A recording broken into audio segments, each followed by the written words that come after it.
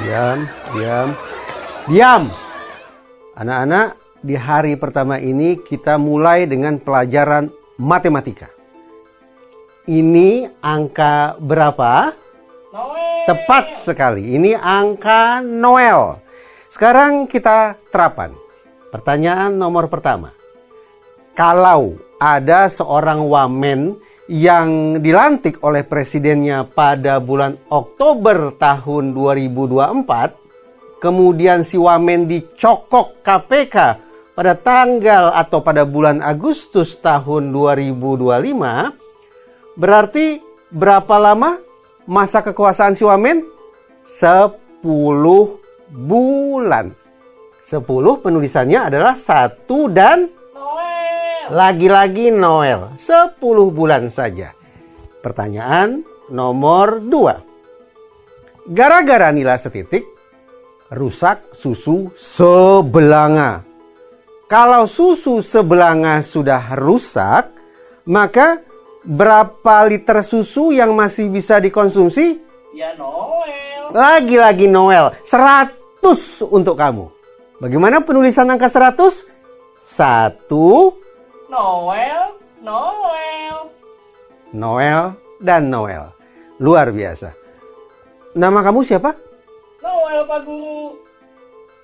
Siapa? Noel. N-O-E-L. Noel. Bukannya Noel yang tempo hari meres di kantin ya? Ya itu saya Pak. Noel. Lalu kenapa di sini? Kan Noel seharusnya ada di kamar mandi. Dapat amnesti dong Pak. Amnesti. Yoi.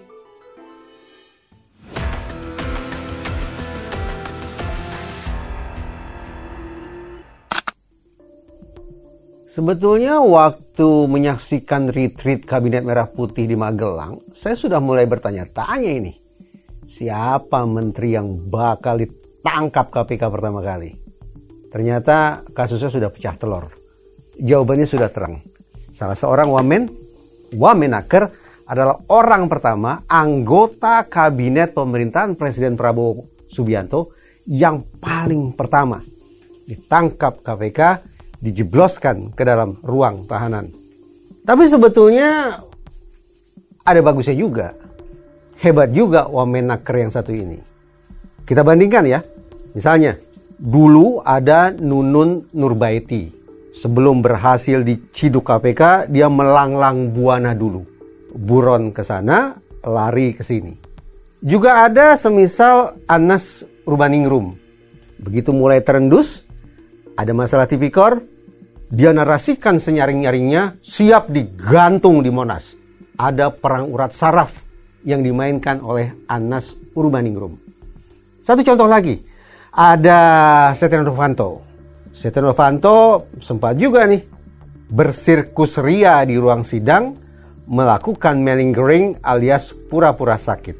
Ngakunya diare, tapi gejalanya tidak bisa bicara dan tidak bisa berpikir.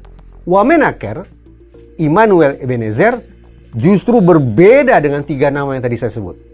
Dengan gagah berani, dengan jantannya, dengan watak kesatrianya, dia katakan, saya berharap mendapat amnesti dari presiden. Ketika seorang tersangka tipikor mengatakan saya berharap dapat amnesti, maka sadar atau tidak sadar, sengaja atau tidak sengaja, sesungguhnya dia sudah membuat pengakuan bahwa saya bersalah. Saya siap dihukum. Tapi karena amnesti, maka tolonglah hukumannya tidak usah dilaksanakan. Saya tidak usah dieksekusi masuk penjara.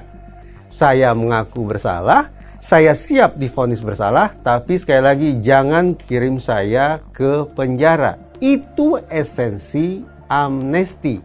Karena membuat pengakuan secara tidak langsung itulah, maka izinkan saya untuk sekali lagi angkat topi terhadap keberanian Ebenezer alias Noel untuk mengatakan secara samar-samar bahwa dia adalah orang yang siap untuk divonis bersalah atas perbuatan tipikornya.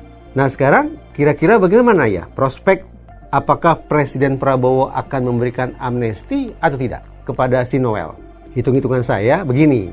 Ayo kita cek ulang bahwa belum lama ini Presiden Prabowo Subianto dengan budi pekertinya yang halus, dengan wataknya yang penuh dengan jiwa pemaafan itu sudah memberikan abolisi kepada Tom Lembong dan amnesti kepada Hasto Kristianto. Kita bisa bernalar. Sekali lagi, kalau bicara amnesti dan abolisi, jangan pakai nalar hukum. Jangan pakai nalar psikologi forensik, tapi nalar politik.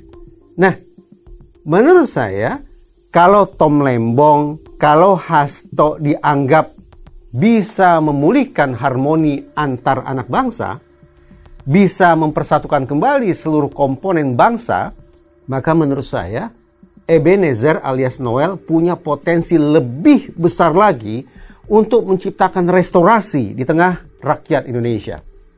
Siapapun tentu tidak lupa. Lebih-lebih Presiden Prabowo sendiri.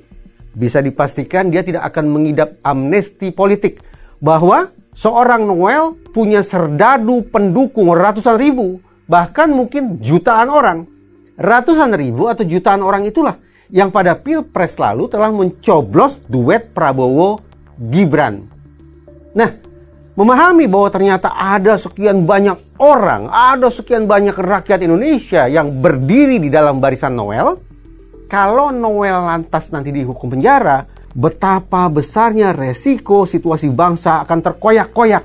Jadi, atas nama demi persatuan, harmoni, restorasi, dan kata-kata indah lainnya, hitung-hitungan di atas kertas, dugaan saya, Noel akan senasib dengan Tom Lembong atau paling tidak akan sama garis tangannya dengan Hasto Kristianto. Bahwa Prabowo Subianto dalam waktu yang terlalu lama akan mempersembahkan amnesti kepada wakil menterinya yang satu ini. Karena dengan cara itu, Prabowo Subianto akan tetap bisa mendapatkan dukungan yang solid dari seluruh rakyat Indonesia. Paling tidak dukungan utuh dari ratusan ribu ataupun jutaan orang yang tadi saya sebut berada di dalam barisan Prabowo Mania. Berada di belakang Noel selaku komandan mereka. Memang keputusan pemberian amnesti kepada Noel bisa jadi akan menjadi keputusan yang sangat beresiko. Kenapa saya bilang begitu? Karena kalau menurut riset nih, kalau kita ingin memunculkan efek jera terhadap seorang pesakitan, terhadap terpidana, maka semestinya harus ada dua unsur yang dikenakan kepada yang bersangkutan. Pertama, bahwa proses hukumnya harus cepat. Dan yang kedua, proses hukumnya harus ajak alias konsisten. Itu secara umum. Tapi spesifik kalau kita bicara tentang tipikor, tindak pidana korupsi, ternyata untuk memunculkan efek jera ada satu unsur lagi.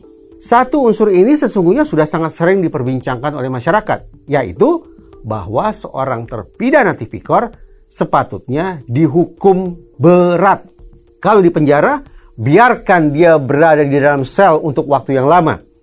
Kalau dia dikenakan denda, kenakan angka yang sebesar-besarnya kepada dia. Hukuman yang berat semacam ini, berarti retributif, itulah yang menurut studi akan bisa menekan si pelaku tipikor itu agar tidak mengulangi perbuatan jahatnya.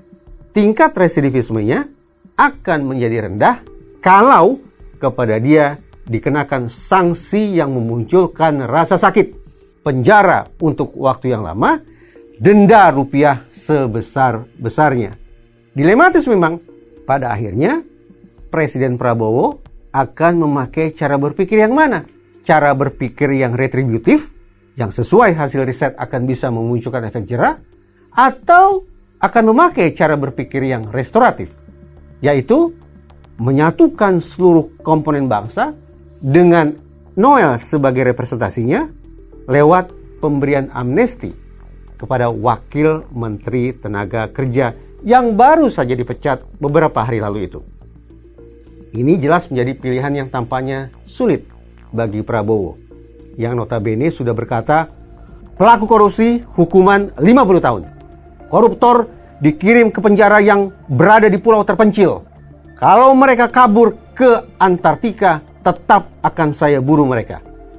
Itu kata Prabowo. Tapi siapapun tentu mudah-mudahan tidak lupa Prabowo juga yang pernah mengatakan siap memaafkan koruptor kalau para penggangsir uang negara itu mengembalikan kerugian yang sudah mereka ambil dengan cara-cara ilegal. Pak Prabowo, bagaimana? Menghukum Noel seberat-beratnya atau justru memaafkan Noel setulus-tulusnya?